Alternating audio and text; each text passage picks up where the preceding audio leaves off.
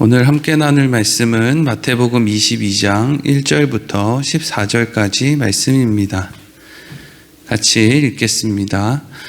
예수께서 다시 비유로 대답하여 이르시되 천국은 마치 자기 아들을 위하여 혼인잔치를 베푼 어떤 임금과 같으니 그 종들을 보내어 그 청한 사람들을 혼인잔치에 오라 하였더니 오기를 싫어하거늘 다시 다른 종들을 보내며 이르되 청한 사람들에게 이르기를 내가 오찬을 준비하되 나의 소와 살찐 짐승을 잡고 모든 것을 갖추었으니 혼인잔치에 오소서 하라 하였더니 그들이 돌아보지도 않고 한 사람은 자기 밭으로 한 사람은 자기 사업하러 가고 그 남은 자들은 종들을 잡아 모욕하고 죽이니 임금이 노하여 군대를 보내어 그 살인한 자들을 진멸하고 그 동네를 불사르고 이에 종들에게 이르되 혼인잔치는 준비되었으나 청한 사람들은 합당하지 아니하니 내 거리 길에 가서 사람을 만나는 대로 혼인잔치에 청하여 오라 한데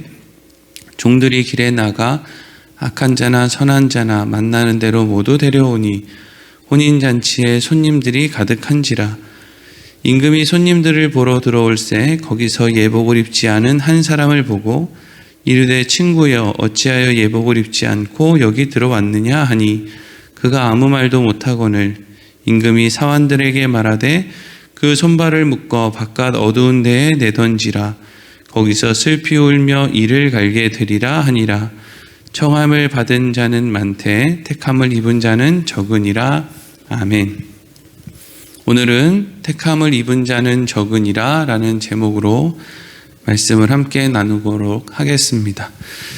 예수님께서 예루살렘 성에 입성하신 이후에 성전에서 많은 사람들을 가르치십니다. 특별히 오늘 본문의 말씀을 통해서 천국에 대해서 말씀을 해주시는데 예수님께서는 결국 이 사람들이 예수님을 십자가에 못 박고 외면하고 배척하는 일을 할 것임을 이미 알고 계심에도 불구하고 하나님께서 예수님에게 명령하시는 대로 아버지의 뜻대로 이 사람들을 향해서 최선을 다해서 천국에 대해서 하나님 나라에 대해서 또 그들이 돌이켜야 되는 어떤 마음에 대해서 말씀을 해주고 계신 것을 우리가 알 수 있습니다. 오늘 본문 말씀 1절 2절 다시 같이 읽겠습니다. 시작. 예수께서 다시 비유로 대답하여 이르시되 천국은 마치 자기 아들을 위하여 혼인잔치를 베푼 어떤 임금과 같으니. 아멘. 예수님은 지금 어차피 예수님의 말씀을 안 듣기로 작정하고 있는 자기 욕망에 취해서 눈이 가려진 맹인과 같은 사람들에게 뭘 얘기하고 있어요? 천국 이야기를 하고 있죠. 그런데 천국을 뭐라고 해요? 천국은 자기 아들을 위하여 혼인잔치를 베푼 어떤 임금과 같다. 이렇게 이제 말씀을 시작하십니다. 여러분, 천국은 장소의 개념이 아니라고 말씀을 드렸죠. 천국은 나를 사랑하시고 또 나에게 모든 것을 허락하시는 하나님, 내 아버지가 계신 곳이 천국이에요. 그래서 이 땅을 살아도 우리가 여기가 천국입니다 할 수 있는 이유는 사실 이 땅이 뭐가 천국이에요. 몸은 아프고 상황은 안 좋고 문제투성이고 그런데 여기도 천국입니다. 바로 여기서부터 천국이 시작됐습니다 라고 고백하는 사람들은 이 세상에서 내가 하나님이 나와 함께 하시는 것을 내가 압니다. 이렇게 고백하는 사람들은 내가 여기에서 천국을 삽니다 라고 고백할 수 있는 거죠. 뭐 황금길이 있고 진주문이 있고 뭐 거기 가면 뭐 풍악이 막 음악이 울려 퍼지고 맛있는 음식이 있고 여러분 그런 거는요 금방 실증 나요. 인간이 얼마나 실증을 잘 느끼는지 아십니까? 맨날 저기 어디 뭐 좋은 백화점이고 어디 그런데 맨날 다닌다고 생각해 보세요. 그 뭐 한 1, 2년 좋을 수도 있고 한두 달 좋을 수도 있죠. 그거요 시간 좀 지나면요 재미없습니다. 그래서 꼭 재벌집 애들이 이상한 막 약하고 이러는 게 왜 그래요? 시간 지나면 그게 좋은 게 아닌 거예요. 계속 그런 것만 하다 보면 나중에는 뭐가 좋은지도 모르는 거죠. 장소의 개념이 아니라 우리에게 어떤 잔치를 베풀어 주시고자 하는 그 아버지의 마음, 그 마음이 천국이다. 그런데 그 천국에 사람들을 초대했다는 것이죠. 3절, 4절 이어서 읽겠습니다. 시작. 그 종들을 보내어 그 청한 사람들을 혼인잔치에 오라 하였더니 오기를 싫어하거늘 다시 다른 종들을 보내며 이르되 청한 사람들에게 이르기를 내가 오찬을 준비하되 나의 소와 살찐 짐승을 잡고 모든 것을 갖추었으니 혼인잔치에 오소서 하라 하였더니 아멘. 애초에 이 임금이 혼인잔치에 사람들을 불러서 함께 잔치하려고 했던 이 임금이 오늘 이제 3절 말씀, 4절 말씀을 읽어보니까 이 전에 이미 사람들을 청했던 것 같아요. 약속을 잡아놓은 거죠. 우리 집에 이제 혼인잔치가 열릴 텐데 그때 스케줄 비워놓으세요. 그때 내가 부르면 그때 와서 축하해 주세요. 이 사람이 임금이니까, 그리고 임금이 베푼 잔치니까 서로 오고 싶은 거 아닙니까? 사실 너무 좋잖아요. 그런데 사람들이 그때는 다 어떻게 했다는 거예요? 알겠습니다, 우리가 가겠습니다 라고 대답을 했다는 거예요. 그런데 시간이 지나서 정말 이제 혼인잔치를 할 때가 되어서 사람들을 이렇게 불렀는데 사람들이 안 간다는 거예요. 가기를 싫어했다는 거죠. 그랬더니 임금이 다시 자기 종들을 보내서 아니 왜 안 오십니까? 온다고 말씀하지 않았습니까? 우리가 소도 잡고요, 살찐 짐승도 잡고 맛있는 것도 많이 준비해놓고 아주 재미난 것도 많이 해놓고 하여튼 오시면 좋습니다. 좀 왔다 가세요. 뭐 이렇게 이제 이야기를 했단 말이죠. 그랬더니 5절 6절 사람들이 이렇게 했다는 거예요. 5절 6절 읽어보겠습니다. 시작. 그들이 돌아보지도 않고 한 사람은 자기 밭으로 한 사람은 자기 사업하러 가고 그 남은 자들은 종들을 잡아 모욕하고 죽이니 아멘. 아니 어디 뭐 일하러 오라는 것도 아니고 임금이 일하러 오라 그래도 지금 가야 될 판에 임금이 와서 잔치에 참여하라는데 이 사람들은 도대체 왜 참여를 안 하는 거예요? 그리고 뭐 대단한 일이 있어서 참여를 하지 않나 이렇게 보니까 한 사람은 자기 밭으로 가고 자기 밭에 일하러 가는 거예요. 와서 잔치 참여하라니까 그거 안 하고 난 내 밭에 일하러 가겠다. 그리고 또 한 사람은 난 내 사업하러 가겠다 이러는 거예요. 그리고 남은 사람들은 자꾸 그 종들이 그러지 말고 갑시다 막 자꾸 이렇게 권면하니까 귀찮아 이러면서 그 종들을 모욕하고 죽였다는 거예요. 도대체 이게 무슨 말입니까? 여러분, 여기 비유에 나오는 이 임금, 잔치에 초대하고 있는 임금은 하나님이죠. 하나님이 임금입니다. 여러분, 세상의 임금은요 사실 자격이 없어요. 그냥 아버지가 임금이면 자식도 임금이고 뭐 그렇지 않습니까? 그리고 막 힘으로 그 자리를 빼앗고 이렇지 않습니까?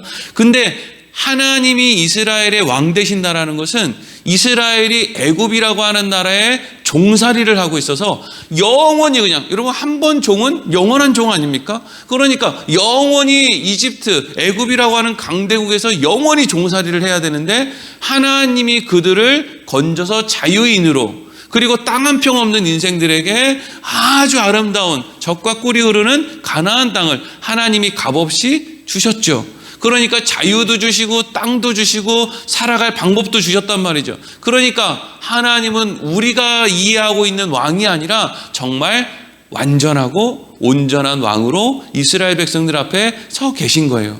근데 하나님께서 이스라엘 백성들을 자유인으로 건져주시고 그리고 뭘 가르쳐 주시고 땅도 주시고 한 이유는요, 그렇게 재미나게 행복하게 그 가나안 땅에서 살으라고 하나님이 그렇게 불러내신 것이 아니거든요. 하나님은 그 길을 통해서 하나님이 어떤 분인지를 알려주시고자 하기 위해서, 그래서 광야도 허락하시고 이스라엘 땅 가나안 땅에서도 살게 하시고 또 어려움도 당하게 하시고 이제 이렇게 하시는 거예요. 이 모든 것들이 뭘 알려주시고자 하는 거냐? 그 상황 가운데서도 나와 함께 하시는 하나님, 좋으신 하나님을 알려주시기 위해서 하나님이 그렇게 한 거란 말이죠. 그래서 결국 이스라엘 백성들에게 원하는 게 뭐였어요? 여기서의 삶은 정해져 있지만 너희들 내가 부르면 내 잔치집에 와서, 여기는 왕의 아들의 혼인잔치지만 사실 초대받은 이스라엘 백성들은 그럼 무슨 자격으로 초대하는 거냐면 왕의 아들의 신부로 사실은 참여하는 거란 말이죠. 그래서 그 신부가 신랑과 연합하여 영원히 아버지의 집에 사는 거, 그게 여러분 천국이지 않습니까? 그걸 지금 원해서 하나님께서 그 일을 하셨다는 거예요. 근데 이스라엘 백성들이 어떻게, 그 어리석음으로 어떻게 변질됐어요? 그 너머에 있는 하나님의 나라를 알려주기 위해서, 늘 너희와 함께하는 아버지의 마음을 알려주기 위해서 가나안 땅도 주시고 함께해 주시고 뭐 필요도 주시고 이렇게 했는데, 이 사람들이 어느 순간부터 그 너머에 있는 아버지와 아버지의 집에 마음을 두는 게 아니라 여기가 좋사오니, 그냥 여기서 농사나 잘 짓게 해주시지 뭔 잔치입니까? 지금 농사 지금 물대러 가야 되는데 새벽부터 아주 그냥 피곤하게 어디 와가지고 뭘 하자는 거예요. 아니 가을에 추수해야 되는데 어딜 자꾸 부르는 거예요. 이 사람 참 생각도 없네. 아니 하나님, 우리가 이렇게 바쁜데 뭘 자꾸 오라가라 해요. 그냥 여기서 우리가 필요한 거나 달라 그러면 그거나 채워주시지 뭘 자꾸 귀찮게, 어려움을 줬다가 또 어려움으로부터 건져주셨다가 왜 그런 거 합니까? 아 정말 피곤하네. 자꾸 그리로 가는 거예요. 그 너머에 있는 걸 알려주기 위해서 주신 것에 관심을 갖고 이것만 가지면 내가 다인 줄 알고 그렇게 착각을 한다라는 것이죠. 그래서 하나님이 그러지 말라고, 하나님의 나라가 있다고, 너희도 지금 잘못하고 있는 거라고 자꾸 선지자들을 보내면 사람들이 어떻게 해요? 선지자들 말 듣기 싫다는 거 아닙니까? 듣기 싫다는 거예요. 목사들이 하는 말 대부분 사람들이 안 듣죠. 왜? 안 할 거니까. 대부분 안 들어요. 그리고 막 큰 소리 내고 그렇게 할 거면 이렇게 하세요, 저렇게 하세요, 막 이렇게 막 강하게 얘기를 하면, 그 왜 그렇게 강하게 얘기하는지에 대해서는 생각을 안 하고, 아 듣기 싫어. 저는 목사는 지금 누구 때문에 지금 돈 받고 지금 목사짓 하는데 우리한테 이렇게 소리를 꽥꽥 지르고 확 잘라버릴까? 그게 뭐예요? 아니 그 너머에 하나님이, 우리 이 세상 사는 것 말고 그 너머에 하나님이 우리에게 알려주시는 것이 있다고 그렇게 이야기하는데, 그 이야기가 관심 있는 게 아니라 왜 이렇게 시끄럽게 하느냐는 거예요. 귀찮게. 아유 저 핸드폰 너무 시끄러우니까 꺼버려, 이런 것처럼. 저 선지자들 너무 시끄러우니까 저거 꺼버려, 이러고 우리는 우리 삶 살 거니까 그냥 조용히 해, 이러고 그냥 종들을 모욕하고 죽였다는 거예요. 그냥 죽이는 것도 아니고 왜 모욕하고 죽입니까? 우리는 그렇게 안 할 거야. 난 그렇게 살 마음이 없어. 뭐 내가 성경을 몰라서도 안 살지만 난 성경을 다 알아도 어차피 그렇게 안 살 거야. 그냥 뭐 적당히 하는 거지 뭐. 부활절하고 추수감사절하고 뭐 한 번 더 추가하면 성탄절 정도 교회 가가지고 그냥 헌금이나 뭐 한 20-30만 원 던져주고 뭐 그런 거 신앙생활 하는 거지 뭐. 보험 드는 거지 뭐 요 정도에서 그냥. 그랬더니 하나님이 어떻게 해요? 이게 지금 이스라엘 백성들의 역사를 이야기하는 거예요. 7절에서 9절 읽겠습니다. 시작.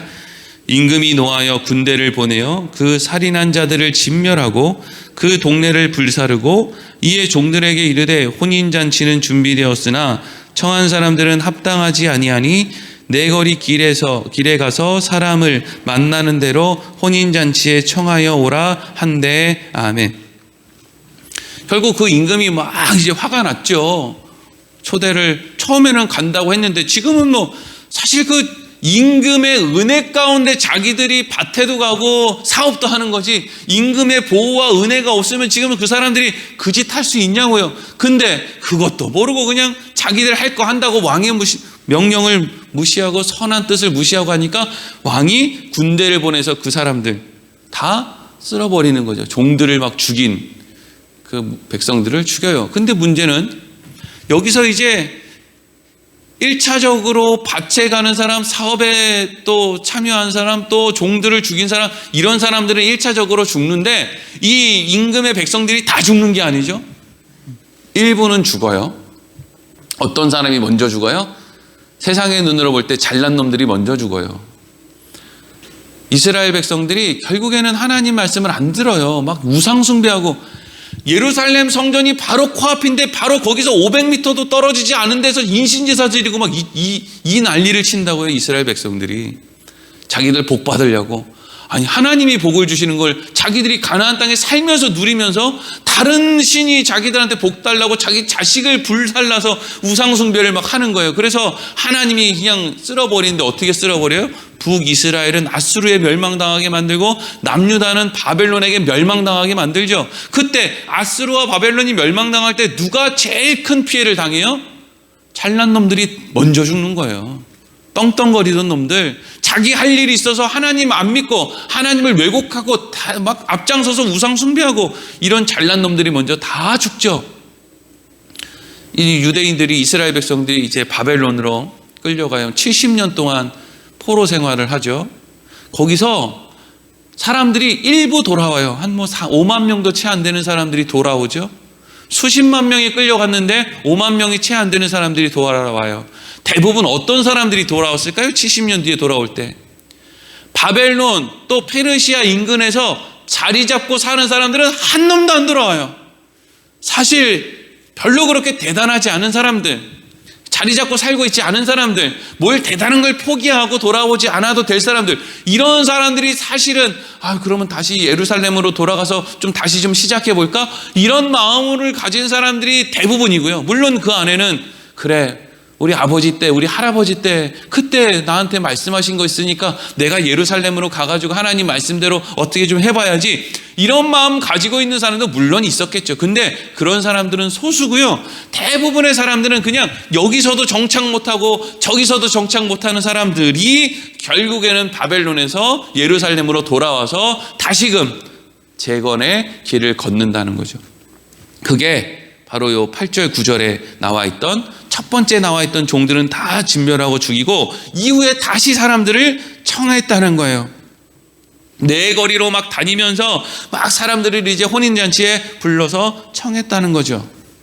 그렇게 해서 이제 사람들이 다시금 이스라엘 예루살렘으로 돌아와서 다시 나라를 세워가는 거예요. 그런데 무슨 일이 일어납니까? 10절에서 12절 읽겠습니다. 시작.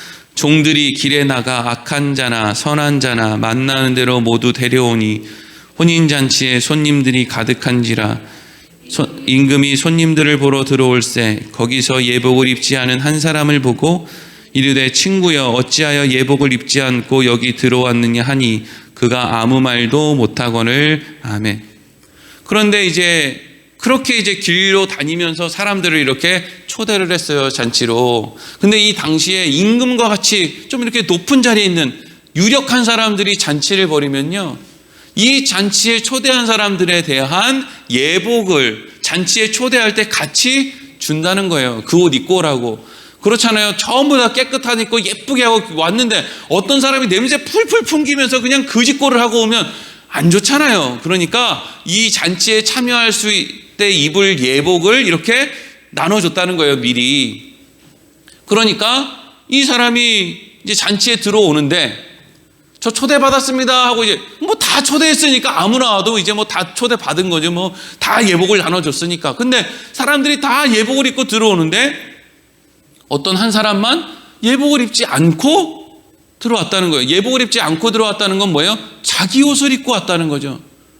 너는 왜 네 옷을 입고 왔냐? 그랬더니 말이 없어요. 이게 무슨 이야기입니까? 바벨론 포로로 끌려갔던 사람들이 이제 70년 만에 자기들이 독립운동에서가 아니라 하나님의 은혜로 이제 페르시아의 왕 고레스가 이제 너희들 돌아가고 싶은 대로 돌아가도 된다 이렇게 명령을 했을 때 소수의 그냥 그런 사람들이 이제 예루살렘으로 돌아간단 말이죠. 그리고 하나님의 은혜로 어쨌든지 간에 굶어 죽는 사람 없이 그 예루살렘에서 어렵기는 해도 자리를 잡고 성전도 짓고 느헤미야가 또 성벽도 쌓고 이러면서 주변에 있는 나라들이 공격할 것 같아도 결국에는 공격하지 못하고 어쨌든지 그래서 이제 자리를 잡아갔단 말이죠.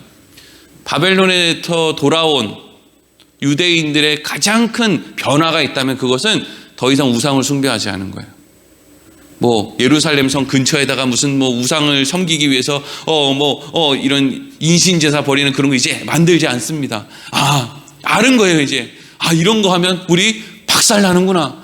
이제는 우상 숭배하지 않아야지. 근데 문제는 뭐냐 하면 이게 눈에 보이는 우상 숭배만 안 하는 게 아니라 마음의 우상 숭배도 안 해야 되는데, 이게 눈에 보이는 우상 숭배를 안 하는데 대신에 한 걸음 더 이게 업그레이드가 한 걸음 더 나아가서 이제는 우상 숭배를 하지 않는 나를 우상으로 삼기 시작하는 거예요. 무슨 얘기인지 아시죠? 교회 안 다니는 사람, 예수 모르는 세상 사람들도 있어요. 그런 사람이 얼마나 있죠. 그리고 어떤 사람은 교회에 들어와서 교회 안에서 신앙생활하는 것처럼 보이는 사람도 있어요. 그런데 제일 어려운 사람이 어떤 사람이냐면요, 자기가 열심히 하는 그 신앙생활을 자기 우상으로 삼는 사람들이 있어요. 그래서 예수 그리스도라고 하는 예복을 입고 잔치에 참여해야 되는데 예수 그리스도라고 하는 예복을 입기 싫은 거예요. 왜? 내가 얼마나 전도를 많이 했고 내가 얼마나 예배를 꼼꼼하게 잘 참여했고 하루에 12시간씩 기도했고 내 의가 이렇게 가득 차 있는데 뭐 쓸데없이 예수라고 하는 그 거추장스러운 옷을 입고 잔치에 가느냐는 거예요. 난 내 자랑해야 되는데 예수 얘기는 한마디도 하여튼 예수 얘기 들으면 막 잠이 오고 짜증이 나고 재미가 하나도 없어. 근데 어떻게 예수를 믿게 되셨습니까? 이러면 그냥 3박 4일 동안 내가 여태까지 했던 잘한 일, 내가 뭐 입을 거 안 입고 먹을 거 안 입으면서 사람들 도운 일 뭐 이런 거 하라 그러면 아주 그냥 밤이 샌단 말이죠. 그게 지금 이스라엘 백성들 종교 지도자들의 모습이에요. 겉으로 드러내는 그런 우상숭배 안 하죠. 어디 예수님 오셨는데 지금 뭐 전부 다 짐승, 뭐 환전상 이런 거 예수님이 다 몰아내고 지금 6월절에 사람들 모여들고 이게 지금 뭐 우상숭배하려고 모이는 겁니까? 아니에요. 다 하나님 섬기겠다고 모이는 거예요. 짐승들 막 사고 파는 거 다 하나님께 제사 지내겠다고 사고 파는 거란 말이죠. 근데 그 안에 뭐가 없어요? 하나님의 은혜가 없어요. 우리는 선민이야. 우린 태어날 때부터 자격이 있지. 우리가 하나님 앞에 이렇게 소도드리는 사람들이야. 내가 얼마나 대단한 줄 알아? 하나님 이번 소는요 아주 맛있는 암소입니다. 맛있게 잡수세요. 이리로 가는 거예요. 내가 헌금 안 하면 뭐 교회 뭐 건축할 수 있을 줄 알아? 내가 헌금 안 하면 교회 뭐 전도할 수 있을 줄 알아? 다 그리로 가는 거예요. 다 내가. 이게 뭐예요? 예복을 안 입는 거예요. 예복을 안 입으니까 어떻게 돼요?